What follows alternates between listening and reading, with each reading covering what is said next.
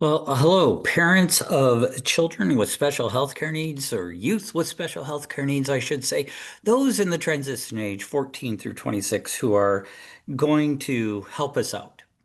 So, what this is this is a brief overview of a new pilot of a workshop we're looking at called Transition Care Mapping. Some of you may have been part of a care mapping exercise before, know something about care mapping. We'll explain that briefly here. But what I am reaching out for is I need some examples from parents of a transition care mapping. We have been told that what we have been suggested to offer four different templates that I'll explain in the PowerPoint. What I'm wondering is if you could go ahead and choose one of those templates, do a transition care map based on that template, based on your family's experience, and then take a picture, send it to me so that I can provide examples for other parents as we do the training, as we do the workshops. So this is strictly not for public purview. This is just for y'all who are going to help me out. So let's go ahead and get started. Transition care mapping. Let's go ahead and get started. Okay, there we go. Hoi. So it would be an introduction. Hello, my name's Tim Markle. I'm parent of a young adult with special healthcare needs. You all know that. Then we would go who's here. A little introduction of the Children and Youth with Special Healthcare Needs Network so that people understand that we are a part of some pretty cool stuff that's going on in the state of Wisconsin. And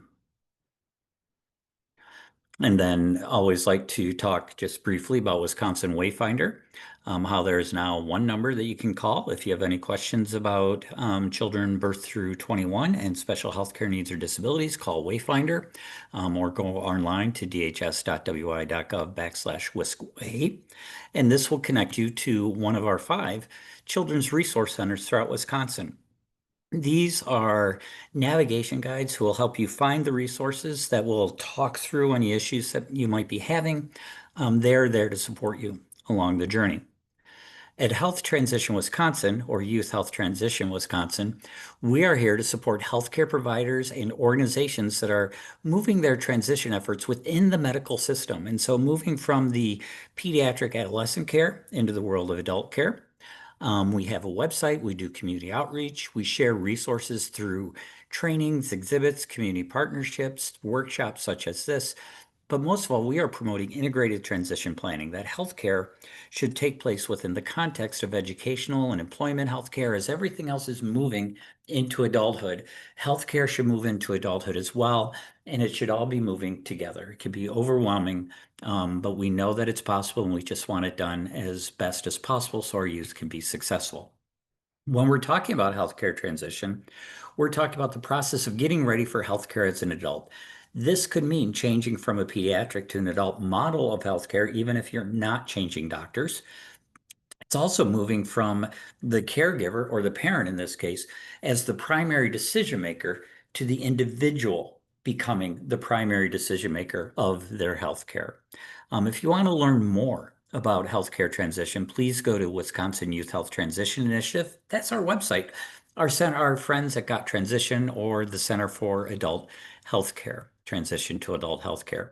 The way I like to explain this is that you can look at the system of healthcare transition in 3 parts. Number 1 is preparing for transition. This starts with decision making and empowerment. At birth, we don't have many decisions to make, or we're empowered. People are making our decisions for us. That gradually changes, and we have to be introduced to decision making. We have to learn what happens when we make good decisions, when we make bad decisions.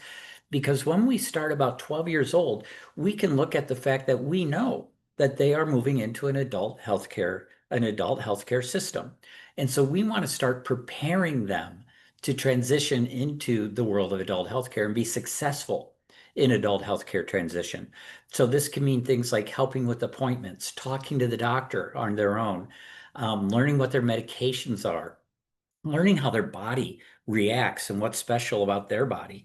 And this can go all the way through maybe 12 to 22 or 26 when there's going to be a transfer of care. is they're going to move from one system to another. And a lot of times they're going to move from one doctor to another, one specialist to an adult specialist, from a pediatric dental care to the adult dentist world. And so this transfer of care happens, and then they're fully integrated, hopefully, into the world of adult healthcare. This is where they're going to spend the rest of their lives. And so we want to spend this time preparing them for this time. We know that healthcare and other parts of transition are a multi-layered, multi-year process. It's not going to happen overnight. So we encourage families to stay a step ahead. Again, reminder that transition happens in many areas. Health is just one of them. School is transitioning, possibly to a beyond 18 programming, possibly to college, possibly to employment, possibly to some sort of supported environment. But school may end and nothing may take its place, except for maybe some employment, or in some cases, nothing takes place. Nothing replaces it. Work is this may be when they're starting to work or when they're figuring out how to work. It could include youth apprenticeship programs, Project Search, working with DVR, all sorts of different transition happens in the area of work to when they're adult working in the adult world. Rights and decision-making changes at 18. If nothing changes, they become their legal decision maker. This is a really big step. And so you need to consider supported decision-making, consider whether guardianship is the right option. What is going to be the best model for this young adult to make decisions moving forward in their adult life? Housing and just the way they deal with life may change. Where they live may change. How they get around may change. So many transitions are going on. But what I would like to say is that I think healthcare is sort of foundational to the rest of these changes. Is that if we don't take good care of health, and if we don't plan on how we're going to keep our bodies healthy and get our health care, the rest of these areas may not happen at all, or they may happen briefly and then fall apart. We don't want that to happen. So let's now look at care mapping. Care mapping is a family-driven, person-centered process which highlights a family's strength, communicates the big picture as well as small details of the resources needed to support a child and a family. What are the resources? What are the supports that that child is using right now so that they can succeed? Outcomes that we have found by studying this care mapping is that it can improve care coordination. It can avoid duplications, helps a better understanding. Once you see all the pieces together, you start to see how they interact or don't interact, but should interact, along with making choices about priorities. What's really important? It is based on a family-centered, patient-centered care model. So as much as it looks at the resources, it's all about what this particular family, this particular patient needs. And the goals of care are also important. What is important to the family? And then what's important to the partners that are out here? And how do those goals intersect? Can also be a therapeutic process for families. As they look at a care map, they can sit there and go, wow, this makes sense now that I'm tired all the time or that I feel overwhelmed. Look at everything that we're trying to juggle, everything that we're trying to do. It can also be anticipatory guidance, looking ahead. And that's where transition care mapping comes in. So first, let's look at the original care map by a wonderful person called Kristen Lynn. You can see that her son is there in the middle, and then it goes out and it has school, it has health, it has different supports, and then that continues on until she has this big picture care, but also the details that are involved in each care so that she could take this in and say, okay, you want me to do something else? What needs to change? Look at everything that we're already doing. Look at how involved this is. And this is where you can look at, okay, is anything being duplicated? Is anything missing? Is anything on here that could work better together? This is Kristen and her family. She worked with Boston Children's Hospital to develop care mapping, and she is part of the studies that went on to figure out how effective and why is care mapping so effective. Now, you don't have to be an artist like Kristen and her family. You could do this on a computer as well. The important thing is to have the family in the middle and then going out the different main areas for that family. So as you can already tell, each family's care map is going to be very different. It's a very individualized process. Some families are more creative, are just have this creative gene that I do not have, and they can make their care map as a flowers and growth and what is the support. A care map can look however it works to get your story across. It's telling your story of resources and supports. Some families even put all their children on one care map, so they can see where all the overlapping supports are and where each kid is getting different supports. Because again, we know each child's different. So what do we know about transition care mapping? We know that it's family driven still, a person-centered process. It's highlighting the strengths, connections, and supports that a youth or young adult has and what they will need as they become an adult. Remember that anticipatory guidance. So we look at the person, what are the resources? What are the supports? What are their strengths that can then drive the growth in the rest of the system? So remember, we have all these different areas of transition that are occurring. And so what we want to look at in transition care mapping is what is happening in these different areas, as well as what are some of the priorities that we need to look at sooner than later. We've come up with some transition care map categories to consider, including employment. What do we need to do to plan for this employment? What education is going to happen? Do we have legal and financial issues that we need to consider? How about their health? Are they transferring to a new system? What doctors are going to change? Do they know what a pharmacy is for? Do they know how to fill prescriptions? What are they going to do in their recreation or their community time? And then where are they going to live? What sort of housing situation are they're going to be in, and what do they need? What resources, supports do they need to succeed in that housing situation? What social services might they need? Are they going to go on to adult long-term support? So they need to contact the Aging and Disability Resource Center to be able to get a functional screen to see if they're eligible for long-term support. Maybe they're part of CCS. Well, what does that transition look like into the adult system? Will any of their mental health providers need to change? We also encourage looking at advocacy and information. Where are they going to find their information? Where are they going to find their support? Up to 21, you have the Children's Resource Centers, those 5 centers throughout Wisconsin that we talked about earlier. When you become an adult, you can look at other adult support agencies, such as the Board for People with Developmental Disabilities, the ARC for Wisconsin. Contacting local representatives is as we become adults, we can look at how can we become our own advocates? How can we help our children to advocate for what their needs are? And then who's surrounding them in their circle of support? Who's going to be there to help them? And how do we help those supporters understand about our child? How are they going to get that information? So then it's where you come in.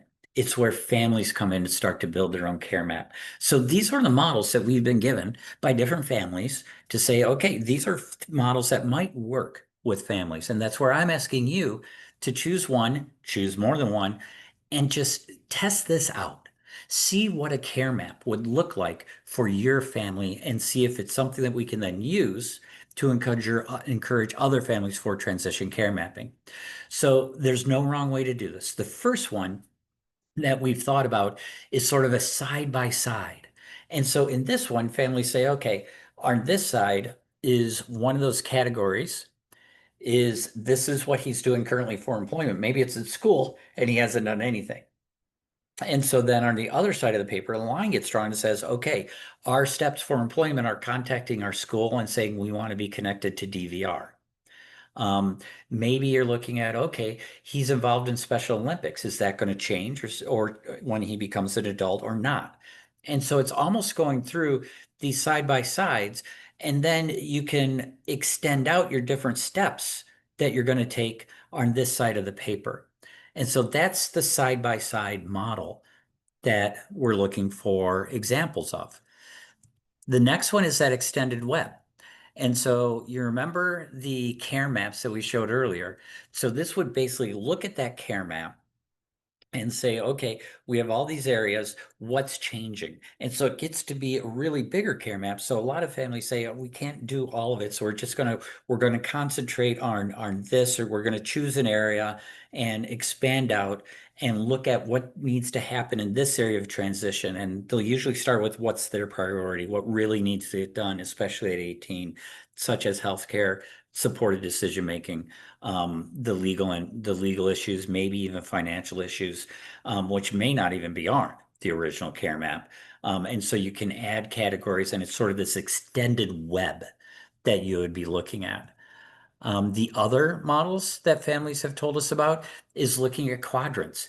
Is sitting there going, okay, I'm going to set up my sheet in 4 different areas. And my priority is going to go in quadrant 1. This is what I'm going to work on. This is what I moved from my other care map or the categories that I have in this area. So I'm going to choose 4 areas from that 9 categories that we suggested. And these are the ones that I really need to work on and that I'm going to focus on, and you're going to go through the steps that you're going to take, the connections that need to make, so they'll have resources when they become the adult. So moving through, this is where we start, this is where we're going in those 4 different categories, the 4 main categories. We call that the quadrant model.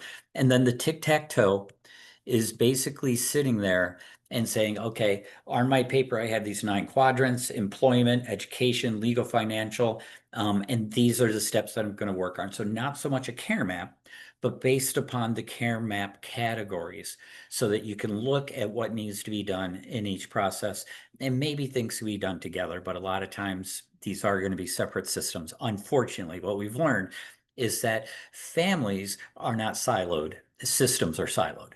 And so families have to move through all of these different systems. And so having those goals about what needs to happen, or what do I need to learn more about? What do I need to find out from Youth Health Transition, from the resource centers, from my school about transition, about what I don't know? Where are the resources that I can find? So again, what I'm looking for is 1 or 2 to look at that extended web and draw that one out a little bit bigger. Someone to do a side by side.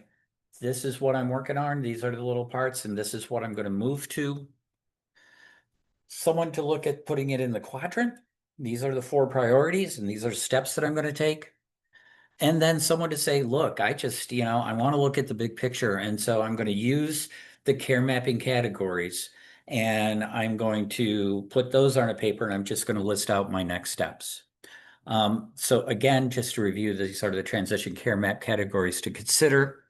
During the regular thing, this would be what people can use. Contact, you can use it to contact me if you have any questions about how to design a transition care map. And then you don't have to do the evaluation, but other people do the evaluation. All right. So I'm going to work on getting this recording posted. I'm going to send it out to the transition transmission, and I'm going to hope that there's some families who want to give us some examples of their transition care map. I have no incentives right now for that. I guess I can work on that, but I really appreciate your help. And I hope that this will help other families too, as well as your family, to look at transition as this holistic event that's happening in life. As I say before, the transition, becoming an adult, is a team sport. We don't want to try to do it alone. We need our supporters. It's change for everybody involved in that young adult's life. And so we want to try to be planful, and we want to try to look ahead, and we want to try to stay a step ahead while taking care of ourselves and not getting overwhelmed. And that's really hard. So I appreciate your help. I look forward to seeing the different care maps that arrive in my email box. Please let me know. If you're going to send one, trust me, with my skills, you don't want me to do all of the models. You want your examples. It'll be much better. Thank you so very much, and please let me know if you have any questions.